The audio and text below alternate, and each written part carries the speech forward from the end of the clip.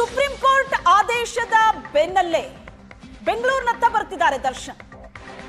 ತಮಿಳುನಾಡಿಗೆ ಹೋಗಿದ್ರು, ಈಗ ಬೆಂಗಳೂರಿನ ಕಡೆ ವಾಪಸ್ ಆಗ್ತಾ ಇದ್ದಾರೆ. ಸದ್ಯ ಮಲೆ ಮಹದೇಶ್ವರ ಬೆಟ್ಟದ ಬಳಿ ಇದ್ದಾರೆ ಆರೋಪಿ ದರ್ಶನ್. ಕೊಲೆ ಆರೋಪಿ ದರ್ಶನ್ ರನ್ನ ಕಾಮಾಕ್ಷಿಪಾಳ್ಯ ಪೊಲೀಸರು ಕಾಂಟ್ಯಾಕ್ಟ್ ಮಾಡಿದ್ದಾರೆ. ಸಂಜೆ ವೇಳೆಗೆ ಶರಣಾಗ್ತೀನಿ ಅಂತ ಪೊಲೀಸರಿಗೆ ದರ್ಶನ್ ಮಾಹಿತಿ ಕೊಟ್ಟಿದ್ದಾರೆ. ಸಂಜೆ ವೇಳೆಗೆ ಬಂದು ಶರಣಾಗ್ತೀನಿ ಅಂತ ತಮಿಳುನಾಡಿಗೆ ಹೋಗಿದ್ರು ದರ್ಶನ್. ನಿನ್ನೆ ರಾತ್ರಿ ತನಕ ಮೈಸೂರಿನಲ್ಲಿದ್ರು, ಅದಾದ ನಂತರ ತಮಿಳುನಾಡು ಅಂತ ಅವರ ಲೊಕೇಶನ್ ತೋರಿಸ್ತಾ ಇದ್ರು. ತಮಿಳುನಾಡಿಗೆ ಹೋದವರು ಈಗ ಸುಪ್ರೀಂ ಕೋರ್ಟ್ ಆದೇಶದ ಬೆನ್ನಲ್ಲೇ ವಾಪಸ್ ಆಗ್ತಿದ್ದಾರಂತೆ. ಇದಕ್ಕೂ ಮುಂಚಿತವಾಗಿ ಏಷ್ಯಾನೆಟ್ ಸುವರ್ಣ ನ್ಯೂಸ್ ನಲ್ಲಿ ಎಕ್ಸ್ಕ್ಲೂಸಿವ್ ಆಗಿ ಇನ್ಫಾರ್ಮೇಶನ್ ಅನ್ನ ನೋಡಿದ್ರಿ. ದರ್ಶನ್ ಪರ ವಕೀಲರು ಹೇಳಿದ್ರು ಇವತ್ತು 4:30ಕ್ಕೆ ದರ್ಶನ್ ಬಂದು ಶರಣಾಗ್ತಾರೆ ಅಂತ.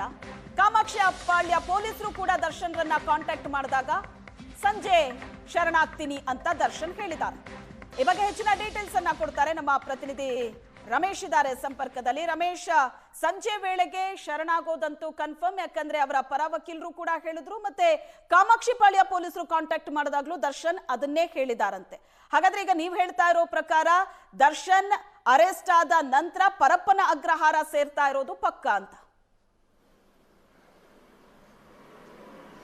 ಶ್ವೇತಾ, ಅಂದ್ರೆ ಬೇರೆ ಆಪ್ಷನ್ನೇ ಇಲ್ಲ ದರ್ಶನ್ಗಾಗ್ಲಿ ಅಥವಾ ಇತರೆ ಆರೋಪಿಗಳಿಗೆ. ಇವತ್ತು ಪೊಲೀಸರ ಮುಂದೆ ಅವರು ಹಾಜರಾಗಲೇಬೇಕು, ಅವ್ರು ಪೊಲೀಸರನ್ನ ಕರ್ಕೊಂಡೋಗಿ ಜೈಲ್ ಮುಂದೆ ಹಾಜರುಪಡಿಸಲೇಬೇಕು. ಹಾಗಾಗಿ ಈ ಒಂದು ಆದೇಶ ಬಂದ ನಂತರ ಆರೋಪಿಗಳು ಯಾವ ಯಾವ ಲೊಕೇಶನ್ ನಲ್ಲಿ ಇದ್ದಾರೆ ಅನ್ನುವಂಥದ್ದನ್ನ ಚೆಕ್ ಮಾಡುವಂತ ಕೆಲಸಗಳನ್ನ ಪೊಲೀಸರು ಮಾಡ್ತಾ ಇರುವಂತದ್ದು. ಆ ನಿಟ್ಟಿನಲ್ಲಿ ನಮ್ಮದೇ ಆದ ಸೋರ್ಸ್ಗಳಲ್ಲಿ ನಾವು ಆರೋಪಿಗಳು ಎಲ್ಲಿದ್ದಾರೆ ಅಂತೇಳಿ ಚೆಕ್ ಮಾಡಿದ ಸಂದರ್ಭದಲ್ಲಿ ನಿನ್ನೆ ರಾತ್ರಿ ದರ್ಶನ್ ಟಿ ನರಸೀಪುರದ ಮೈಸೂರು ಜಿಲ್ಲೆಯ ಟಿ ನರಸೀಪುರದಲ್ಲಿರುವಂತ ಅವರ ಫಾರ್ಮ್ ಹೌಸ್ ಇಂದ ಹೋಗಿದ್ರು ಅನ್ನುವಂಥ ಮಾಹಿತಿಗಳಿರುವಂತದ್ದು. ಅವರು ತಮಿಳುನಾಡಿಗೆ ಹೋಗಿದ್ದಾರೆ ಅಂತ ಮಾಹಿತಿಗಳಿತ್ತು. ಆದ್ರೆ ಇವತ್ತೇನು 10:45 ಸುಮಾರಿಗೆ ಸುಪ್ರೀಂ ಕೋರ್ಟ್ ಒಂದು ಆದೇಶವನ್ನು ಮಾಡುತ್ತೆ. ಆದೇಶದ ಮಾಹಿತಿ ಅವ್ರಿಗೂ ಸಿಕ್ಕಿರುತ್ತೆ. ಅದಾದ ನಂತರ ಪೊಲೀಸರು ಕೂಡ ದರ್ಶನ್ ಅಂದ್ರೆ ಬೇಲ್ ತೆಗೆದುಕೊಂಡು ಹೊರಗಡೆ ಬಂದ ನಂತರ ಕೂಡ ಅವ್ರನ್ನ ಮಾನಿಟರ್ ಮಾಡ್ತಾ ಇದ್ರು. ಅವ್ರು ಯಾವ ನಂಬರ್ನ ಯೂಸ್ ಮಾಡ್ತಿದ್ದಾರೆ, ಅವ್ರ ಜೊತೆ ಯಾರಿದ್ದಾರೆ, ಎಲ್ಲಿ ಏನು ಎತ್ತ ಅನ್ನುವಂಥದ್ದು ಅದೇ ಮಾಹಿತಿನ ಇಟ್ಟುಕೊಂಡು ಅವರಿಗೆ ಒಂದು ಸಂಪರ್ಕಕ್ಕೆ ತೆಗೆದುಕೊಂಡು ಆ ಮೂಲಕ ನಿಮ್ಮನ್ನ ತಕ್ಷಣಕ್ಕೆ ಅರೆಸ್ಟ್ ಮಾಡಿ ಜೈಲಿಗೆ ಕಳಿಸಿ ಅಂತೇಳಿ ಸುಪ್ರೀಂ ಕೋರ್ಟ್ ಆದೇಶ ಆಗಿರೋದ್ರಿಂದ ತಾವು ಎಲ್ಲಿದ್ದೀರಿ ಅನ್ನುವಂಥದ್ದು ಕೇಳಿದ ಸಂದರ್ಭದಲ್ಲಿ ನಾನು ಹೊರಗಡೆ ಇದ್ದೇನೆ, ಬರ್ತೇನೆ, ಸಂಜೆಯ ಒಳಗಾಗಿ ಸುಪ್ರೀಂ ಅಂದ್ರೆ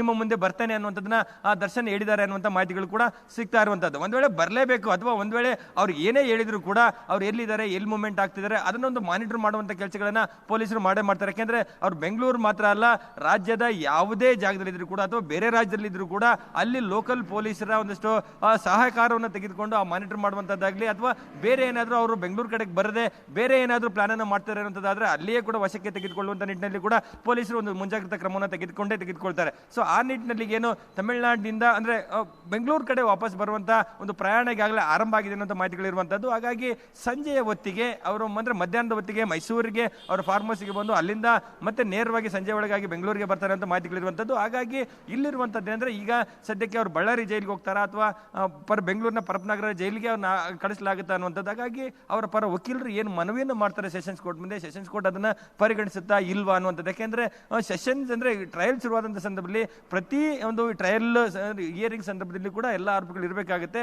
ಬಳ್ಳಾರಿಯಿಂದ ಕರ್ಕೊಂಡು ಹೋಗುವಂಥದ್ದು ಇದೆಲ್ಲ ಒಂದ್ ಕಡೆ ಪೊಲೀಸರಿಗೆ ಒಂದು ಹೆವಿ ವರ್ಕ್ ಆಗುತ್ತೆ. ಹಾಗಾಗಿ ಬೆಂಗಳೂರಿನಲ್ಲೇ ಇಡಿ ಅನ್ನುವಂಥದ್ದು. ಆದ್ರೆ ಈಗ ಸದ್ಯಕ್ಕೆ ಇನ್ನು ಟ್ರಯಲ್ ಶುರುವಾಗಿಲ್ಲ ಅಥವಾ ಮುಂದಿನ ಹಂತದಲ್ಲಿ ಟ್ರಯಲ್ ಅನ್ನ ಬೇಗ ಶುರು ಮಾಡಿ ಅಂತೇಳಿ ಆರೋಪಿಗಳ ಪರ ವಕೀಲರು ಕೇಳುವಂತಹ ಸಾಧ್ಯತೆಗಳಿರುವಂಥದ್ದು. ಹಾಗಾಗಿ ಚಾರ್ಜಸ್ ಫ್ರೇಮ್ ಆದ ನಂತರ ನೋಡೋಣ ಅಂತ ಕೋರ್ಟ್ ಹೇಳುತ್ತಾ ಅಥವಾ ಆಯ್ತು ನೀವು ಪರಪ್ಪನಗರದಲ್ಲೇ ಆದೇಶವನ್ನ ಮಾಡ್ತೇವೆ, ಯಾಕೆಂದ್ರೆ ಒಂದು ಬದಲಾವಣೆಯನ್ನು ಮಾಡಬೇಕು ಅನ್ನೋ ನಿಟ್ಟಿನಲ್ಲಿ ಒಂದು ಆದೇಶ ಮಾಡಿದ್ದು ಕೂಡ ಇದೇ ಏನು ಮ್ಯಾಜಿಸ್ಟ್ರೇಟ್ ಕೋರ್ಟ್ ಆದೇಶವನ್ನು ಮಾಡಿತ್ತು, ಅದರ ಮೇಲೆ ಸೆಷನ್ಸ್ ಕೋರ್ಟ್ ಆದೇಶವನ್ನು ಮಾಡಲಿಕ್ಕೆ ಅವಕಾಶಗಳಿರುವಂತದ್ದು. ಹಾಗಾಗಿ ಇವತ್ತು ಎಲ್ಲ ಆರೋಪಿಗಳನ್ನ ಜೈಲಿಗೆ ಅಂದ್ರೆ ಕೋರ್ಟ್ ಮುಂದೆ ಹಾಜರುಪಡಿಸಿದ ನಂತರ ಏನು ಆದೇಶ ಆಗುತ್ತೆ ಅನ್ನುವಂಥದ್ದು, ಅಂದ್ರೆ ಜೈಲಿಗೆ ಹೋಗುವಂತದ್ದು ಖಚಿತ, ಆದ್ರೆ ಯಾವ ಜೈಲಿಗೆ ಹೋಗ್ತಾರೆ ಅನ್ನುವಂಥದ್ದು ಕೂಡ ಒಂದಷ್ಟು ಏನು ಕೋರ್ಟ್ ಏನು ಆದೇಶ ಮಾಡ್ತಾರೆ ಅಂತ ಕಾದು ನೋಡಬೇಕಾಗಿರುವಂತಹದ್ದು. Shweta, yes, thank you Ramesh ವಿಲ್ ಡೀಟೇಲ್ಸ್ಗೆ.